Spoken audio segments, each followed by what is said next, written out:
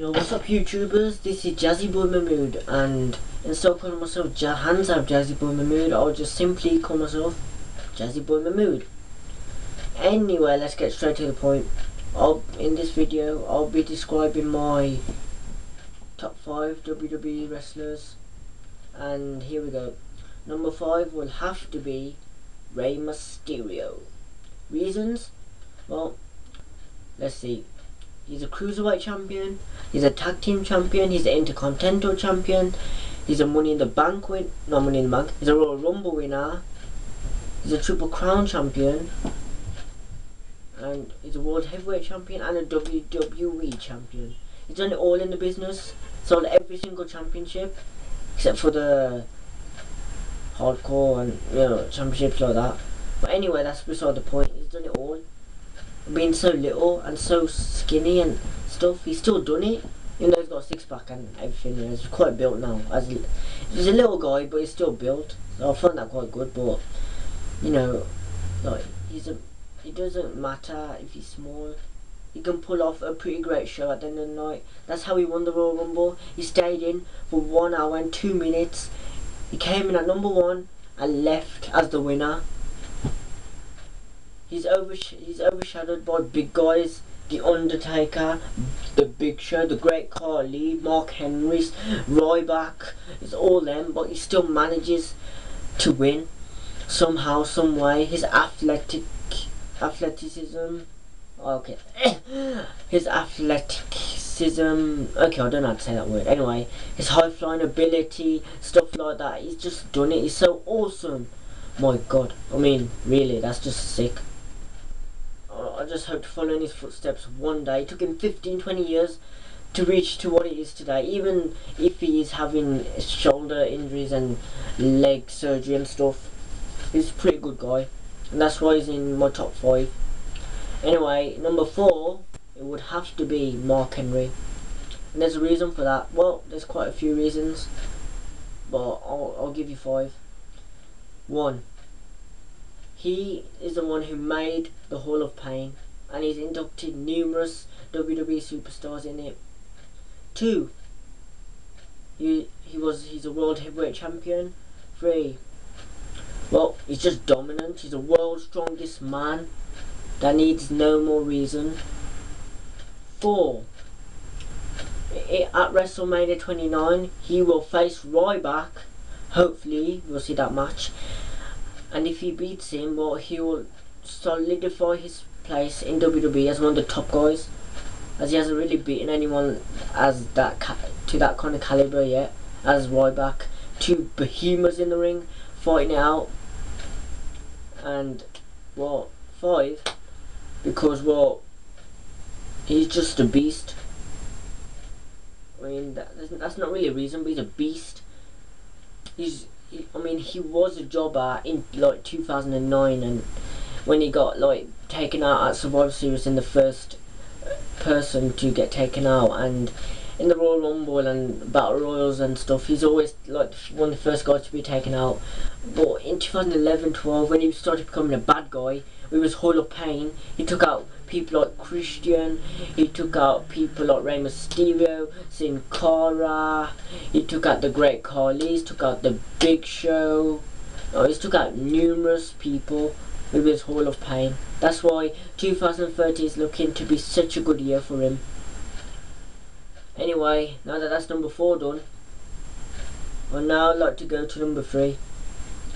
And this guy is really good. Dolph Ziggler. Show off. I like his catchphrase, I like his gimmick, I like his entrance, his gear, everything. I mean, he's like one of my favourite superstars since his debut against Batista till his Money in the Bank win at July the 23rd this last year, and to him being one of the most dominant superstars in the WWE today. Honestly, he's that damn good. I mean, you've seen him, his build, his hair. You know, when he just comes around and he goes like that and he goes, I find it so good. His charisma, every single thing about him is good. I mean, he's an Intercontinental champion, he's a US champion, he's a former World Heavyweight champion, he's a Tag Team champion. He was part of the Spirit Squad back in 2006, even though he always goes ass kicked by Triple H and Shawn Michaels, known as DX. but still he's a pretty good guy. Even though last year, as already mentioned, at the Money in the Bank pay-per-view, he won. That means he can cash in on the World Heavyweight Champion anytime until the next Money in the Bank. And I hope he cashes in at WrestleMania or something, because he's losing his chance. I mean, he's tried to cash in many times against Sheamus, but Sheamus always seems to find a way to beat him. He tried against Alberto Del Rio, Alberto Del Rio just took him out. And he's never actually tried to cash in against Big Show, as Big Show could just give him a knockout punch to take him out. That's about it, yeah. But, yeah, it's just... I hope 2013 looks a really good year for him. A really good year for him. Hopefully at WrestleMania he'll be in a match, and he'll build up to him winning, cashing in the Money in the Bank briefcase, and becoming the World Heavyweight Champion for a record-setting second time for him. That's why he's number 3 on my list. But let's go on to number 2. This guy's a legendary guy. Daniel Bryan. Goat face. Yes. No. Yes. No. Yes. No. And so on and so forth. This guy is absolutely the bomb. That's what he is. I mean, you've seen him, his goat face, his beard. He's a former Money in the Bank briefcase winner. He's a United States champion. Let's see. Well, he's won an Elimination Chamber. He now holds the Tag Team Championship with Kane as part of Team Hell No. I mean, this guy's absolutely legend. I remember him back in NXT. He used to be so like sad and so like depressed because the Miz just pushing him around, bullying him. But he stuck up to the Miz and took his United States Championship off him. And then he moved to SmackDown and won the Money in the Bank briefcase, and then cashed it in against Big Show, and he was World Heavyweight Champion for 3 months and lost in 18 seconds against the Big Show. No, not the Big Show, Sheamus at WrestleMania 28. He lost it, and then he went on a series of losses against. He lost to Sheamus, he lost to CM Punk 3 times. He beat Kane. And then him and Kane became friends. Well, I wouldn't say friends, but you know. They went on to become the Tag Team Champions, and up now they are the Tag Team Champions. Hopefully at WrestleMania they'll defend it against some suitable #1 contenders. Hopefully not someone like Team Road Scholars or the Usos or Rey Mysterio, Sin Cara. We need someone good and solid, someone new to face them. Seriously. I mean, the Tag Team division is right out. Sucks. That's what it is. And now that Daniel Bryan out the way, I'd like to come to number 1. This guy is a Hall of Famer. He's a Heartbreak Kid. He's Mr. WrestleMania. He's a showstopper. Shawn Michaels. Or should I say Shawn Hickenbottom? Whichever one you guys prefer, but I'd like to say that this guy is an absolute legend.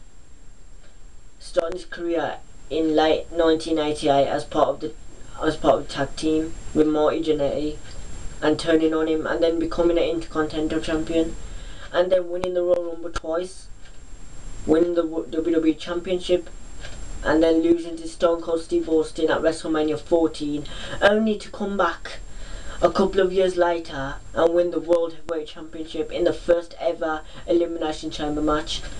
And then he won the World Heavyweight Championship again. And then what's next? He wins the Tag Team Championship about 3-4 times. He competes in one of the most brutal TLC matches against Jericho. That's Chris Jericho and Big Show, by the way.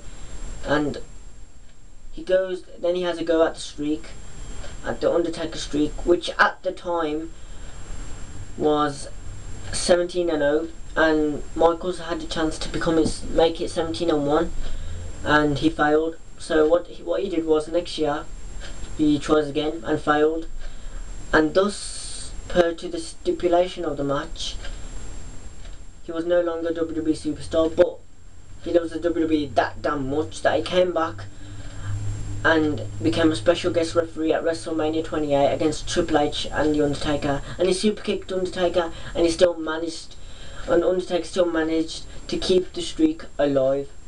wow, I mean, honestly, what a guy. And he was inducted to the Hall of Fame last year, and now he's still like, he comes in WWE every now and then, but you know, it's kind of on and off, isn't it, to be honest. Anyway, that's my top 5 WWE, my top 5 favourite WWE superstars. And I'll point one thing out. I will do WWE reviews Monday, Tuesday, Wednesday, Thursday and Friday. And Saturday sometimes. Saturday and Sunday will be my light stuff, and I'll do some short movies and stuff like that. And I'd just like to say one thing, I'm being completely honest here. I took my last video off, the future of Jazzy Boy Mahmood, because I said some kind of stupid stuff in that. I mean, I said stuff like, at the end, you guys may not be able to see it, but I said some pretty stupid stuff. I went like, thank God and stuff like that. I found it pretty stupid. I didn't notice it at the time, you know, because I didn't really get to review it. But I checked it. One of my mates went to me, check your video. I checked it. It had what, 60 something views. I checked it and I said some pretty stupid words in the last 20 seconds of the video, and I found that pretty stupid. So I took it off and I went, I'm gonna make this video and I'm gonna say to my YouTube viewers, my subscribers, what I'm gonna do. But then outlining it in a separate video. I may as well outline it in this video.